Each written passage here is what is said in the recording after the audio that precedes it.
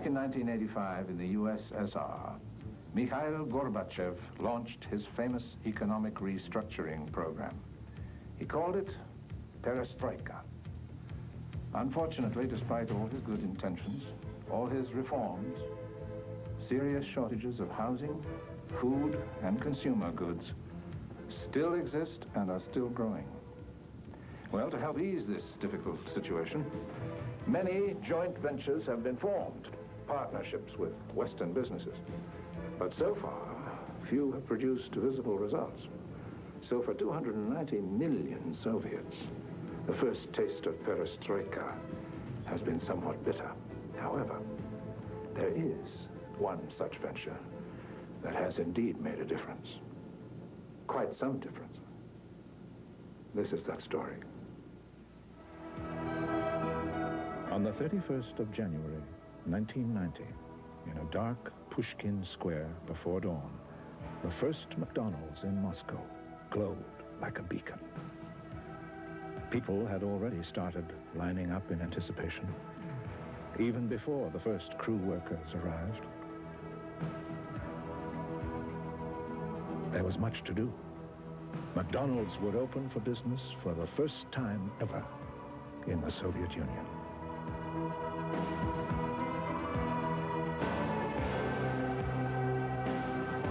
The crowds were building all morning.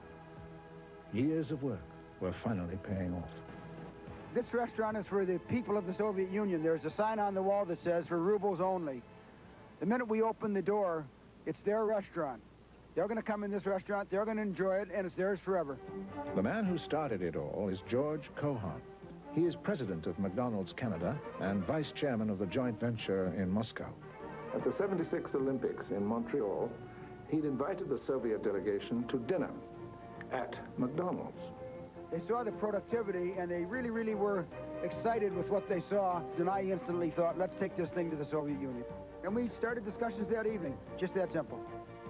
Negotiations with the Soviets were not so simple. Cohan made dozens of trips to Moscow and found himself confronted with various changes in administration. Despite some frustrating setbacks, he persisted, and 12 years later, it paid off. He'd finally won them over.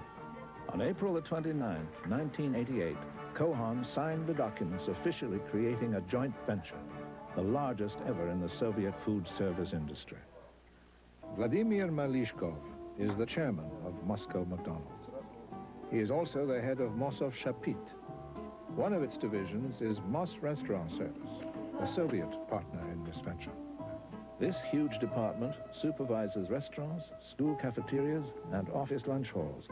Indeed, nearly every place where Muscovites dine out. Service is often slow. But the food can be beautifully presented, served on fine china with linen tablecloths and silver. Or it can be a simple cup of tea served in a tiny cafe. There are even restaurants for children. Other locations are not so comfortable, but at least they're relatively fast. Some restaurants have vending machines, but everyone has to share the same glass. This is the gap the joint venture was hoping to fill to serve not only the 9 million Muscovites, but the nearly 3 million visitors who travel through Moscow every day.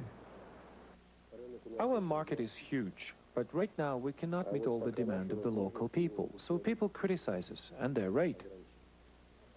The Soviet bureaucrats may have joined the venture to satisfy the needs of their citizens, but they picked up more than they expected from their McDonald's partners.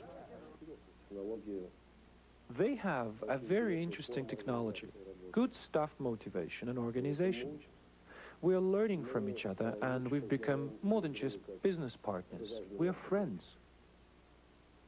We've been talking for a long time about where should we put the first restaurant. There used to be a little cafe here called Cafe Lyra. And Cafe Lyra used to serve about 700 people a day. So we looked at it and I said, what a great location. Now, who runs this location? He says, well, we run it, Mosov Shapit. And I said, well, why don't we put it into the joint venture and let this be site number 1? In March 1989, renovations started. First, the old Café Lira had to be gutted by Soviet workmen and a whole new floor plan created. It would seat 700 inside and 200 outside and would be the most modern restaurant in Moscow.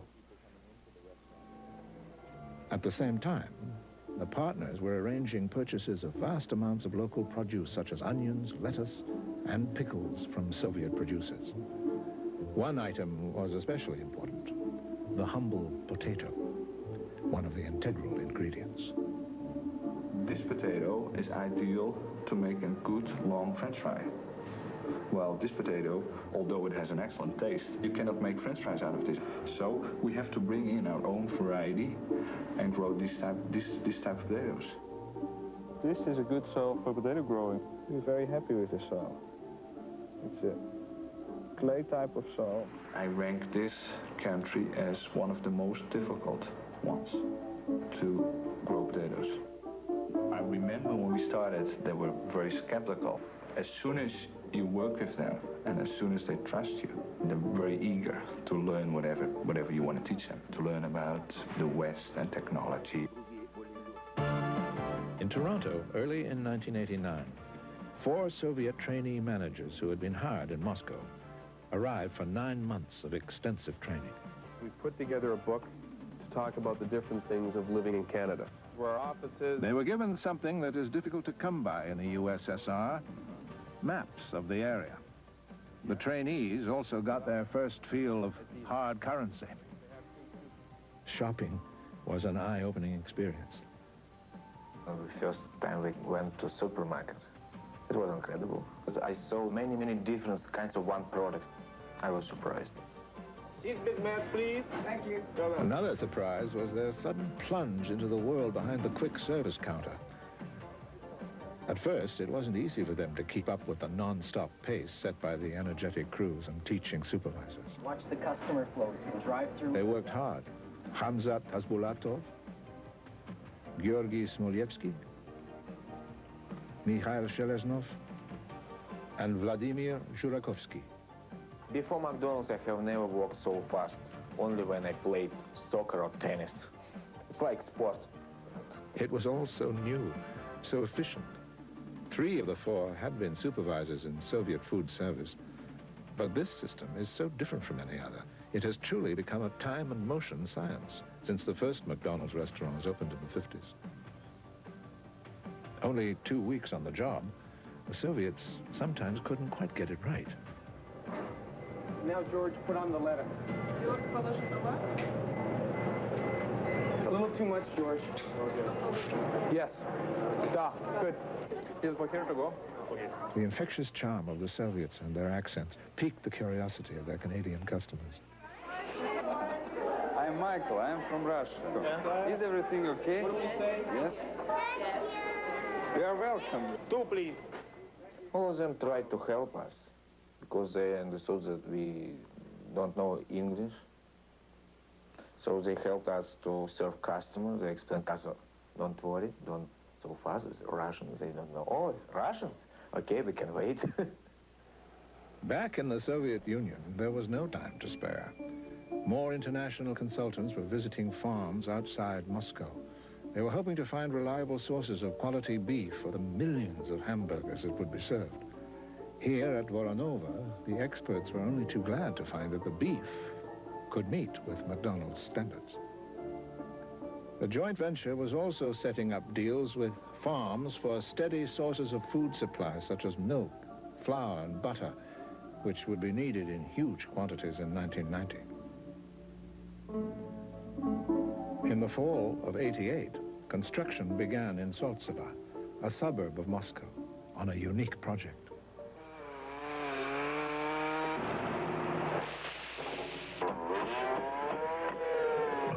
McDonald's decided to put all its food processing operations under one roof for the first time anywhere.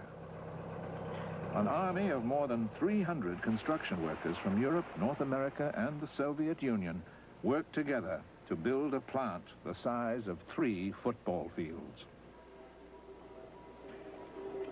Nothing was left to chance. Key management personnel were recruited early on. There's a great Russian expression that says you have to eat many, many meals with people before you can come to know them. Mark Weiner is an American executive who speaks 4 languages. Having worked in Eastern Europe for many years, he and his family have quickly learned to adapt to everyday life in Moscow.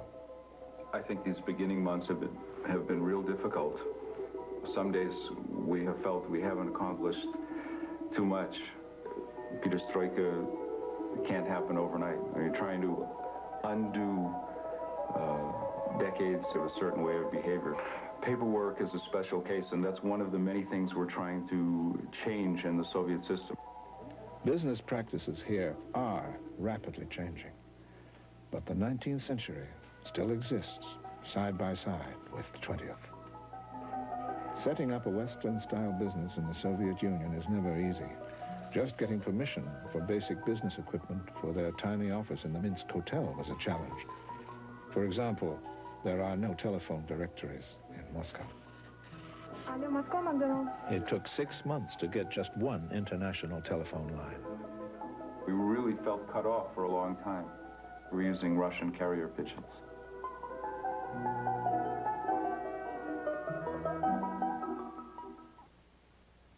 I like the way you make me laugh, and all the crazy things you do. You've got a taste that's all your own. I like the pride in you. You make me want to smile. Ow, you make me sparkle too. You're such a kid to have around. I like the pride in you. Bright, the only one with a great taste of lemon, celebrates that unexpected twist that makes all our cities special. I like the pride in you.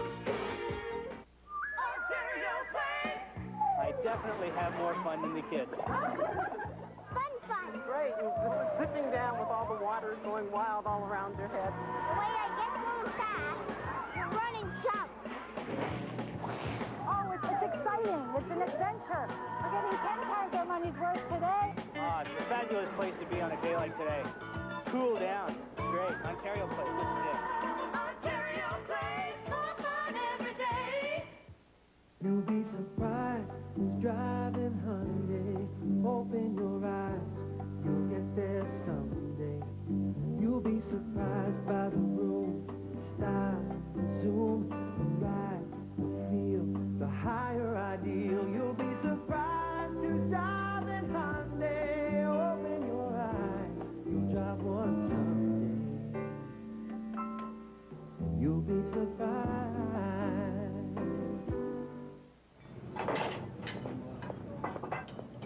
We asked the Newmans to serve maple leaf deli-style cold cuts for a day. What, are you crazy? They had a few reservations. We're going to lose the business. But their customers... Ben? Where's my pickle? ...were as happy as ever.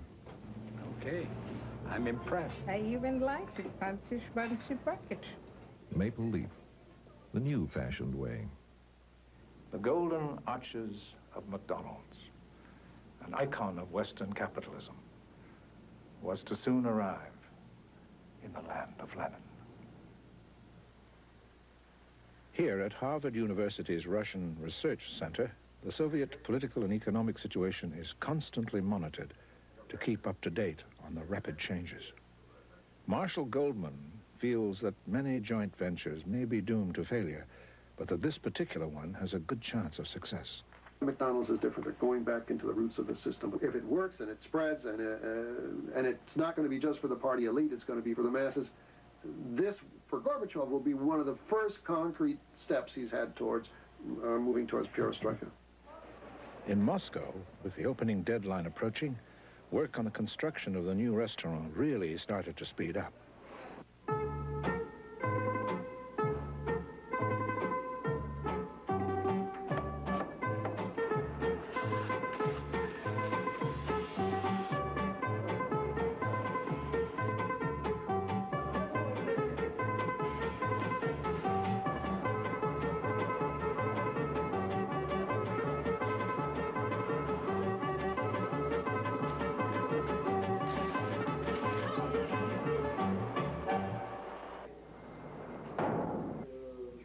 The Soviet-Canadian Joint Ventures Board met frequently to deal with a multitude of problems.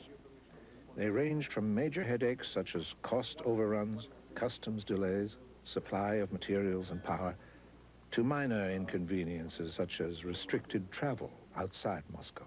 And unfortunately, we cannot allow free travel to foreign specialists in this country.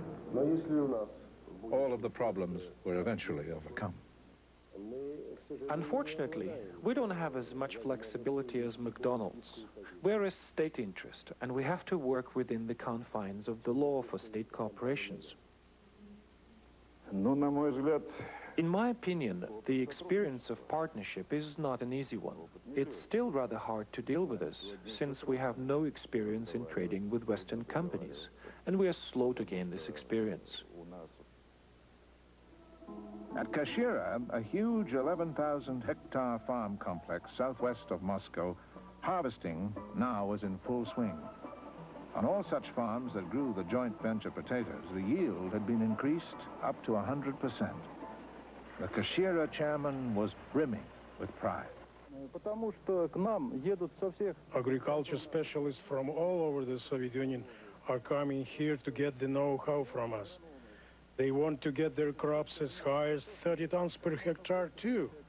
And we are willing to share our expertise with them. But harvesters from Holland were used to do much of the digging. This was to prevent the rough blades of older Soviet machines from cutting them. On the level of development in machinery, they are, I would say, they are something like 15, 20 years behind the West of Europe.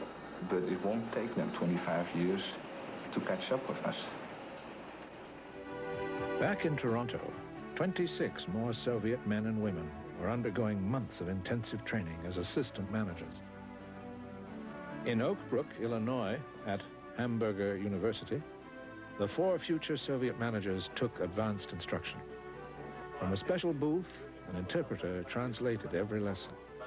Khamzat Khasbulatov emerged at the top of the class. After graduation, he was officially named manager of the first restaurant on Pushkin Square.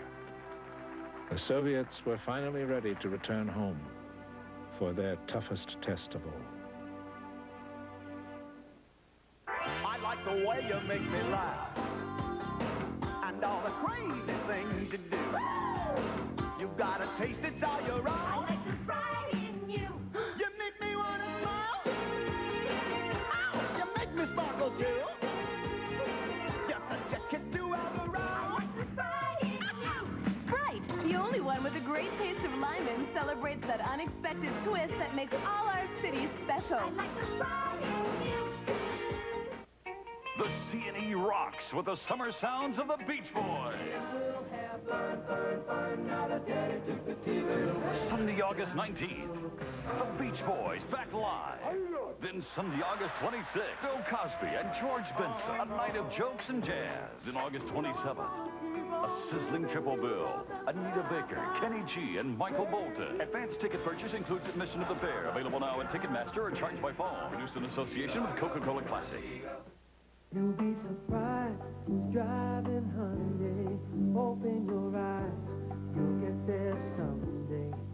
You'll be surprised by the room, the style, the zoom, the ride, the feel, the higher ideal. You'll be surprised who's driving Hyundai. Open your eyes, you'll drive one someday. And you'll be surprised. Some kids are just born entertainers, but none more than Can-Do's baby at Marineland. His birth came right in the middle of a 1 o'clock performance, while an audience of 5,000 cheered on. Now in his first full season at Marineland, this bite-sized performer is stealing the show daily. Come see our pride and joy, Can-Do's baby at Marineland. A star is born. If one picture is worth 1,000 words, look at the result of just a single ad that appeared only once in a Moscow newspaper. Wanted workers for the new McDonald's restaurant, Pushkin Square. This avalanche of mail was just a small part of that response. After yesterday, we got 15, 17,000 applications. Too much. In all, the final total was 27,000 applications. A lot of late nights for the Soviets, who had to hire the 600 crew needed. After the massive job of interviewing, the real work began, training the recruits. Training began immediately after hiring, and we showed them that working for a Western company is not always necessarily glitter and glitz. We stressed the importance of working together as a team, keeping our floors clean, our windows clean, preparing our food correctly, and serving our customers quickly and courteously and with a smile. But one of the most important points they learned during their training is that work can be fun, especially when we work together as a team. Хотел бы вас поздравить с тем, что мы приняли вас на работу в нашу очень известную, знаменитую и популярную семью McDonald's. In the Moscow McDonald's staff room, Hamzat, the proud manager, coached the new recruits. He was glad to be back. He'd returned to live in his two-bedroom downtown apartment with his wife, Ludmila, and their two small sons, Timur and Artem, who loved playing with all the latest toys Hamzat had brought from North America. He felt like a pioneer, a perestroika. I think the greatest changes that are going to take place are changes within the people in this country, because everybody's excited about what's going on. For us, especially, the greatest event coming up is the opening of our restaurant. It'll be very difficult for all of us, because all eyes are focused on us right now. McDonald's people from all over the world poured in to help. Everyone had a common goal, and it was nice to see the Soviets and those of us in Canada and other parts of the world work together as a team to get it done. And what a team it was. McDonald's gathered all its newly trained employees together.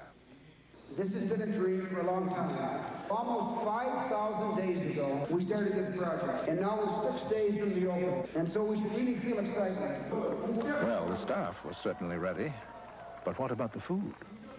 By now, the joint venture's huge processing plant was taking deliveries.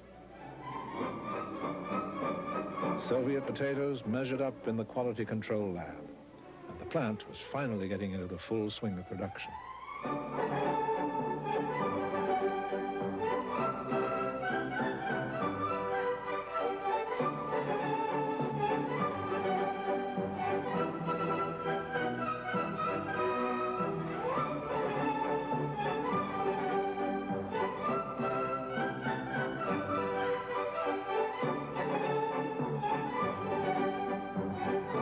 Going well. Well, almost. Production was up, and everyone was ready. Tomorrow was opening day. In the chilly dawn of January the 31st, 1990, the lineup outside Moscow McDonald's was rapidly getting longer. Customers described what they'd like to order. Big Mac. Всего понемножку. Did this boy know what a Big Mac was? Нет. Why had they come? Ну, знаете, я вообще-то давно стою. Я вообще приехала только сегодня ночью. Желание побывать за границей, не выезжая из Москвы. Many didn't really know what to expect, so crew members were handing out pamphlets which explained the food and how to order it. И хорошая идея. Это же прекрасно. У нас такого еще не было в стране. Inside, Hamzat and his crew were almost ready.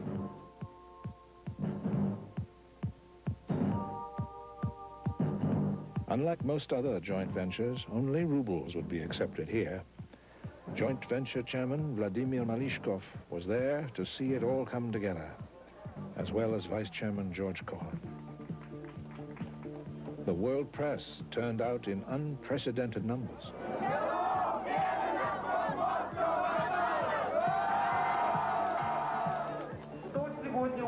The Soviets were ready to spend their hard-earned rubles.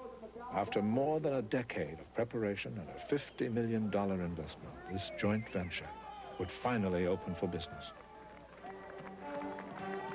Led by children from a local orphanage, a human wave surged toward the 27 cash register. Thousands poured in all day long. The newly trained order takers helped the people in line decide on the unfamiliar menu. Давайте. Двойной чизбургер с сыром. Или вам поменьше? Поменьше. The intensive training for staff paid off. Customers were greeted with smiles and patience. Big Mac, filet.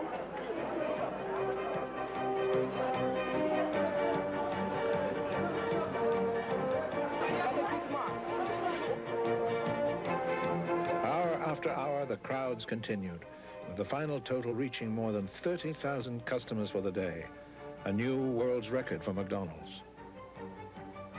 The Big Mac and fries seemed to be the favorite, but sundaes were popular too. Sometimes people didn't seem to know exactly how to eat the food, but they liked it. Big Mac is the best. Просто очень все вкусно. Apple pie. The previous restaurant on this site used to cater to 20,000 Soviets a month. In its first month alone, this one served more than 1 million. In the context of the vast changes currently taking place in this part of the world, the opening of a restaurant may not seem important. Yet when this joint venture opened its doors, its symbolism as the dove of perestroika dominated headlines around the world. And inside the Soviet Union, the extraordinary impact of this venture's agricultural and production methods has helped lay the foundation for a revolution in their food system. It is this leap into the technological future of their country, more than anything else, that will be written about for a long time to come. The advent of this restaurant and the many more that are to open has done something really quite remarkable for the Soviet people. In a hopeful way, it has fired their already vivid imaginations. It's not just a tangible and welcome product of perestroika. It's more than that. It's the kind they can eat. Moscow McDonald's has been brought to you by your local bottler of Coca-Cola Classic.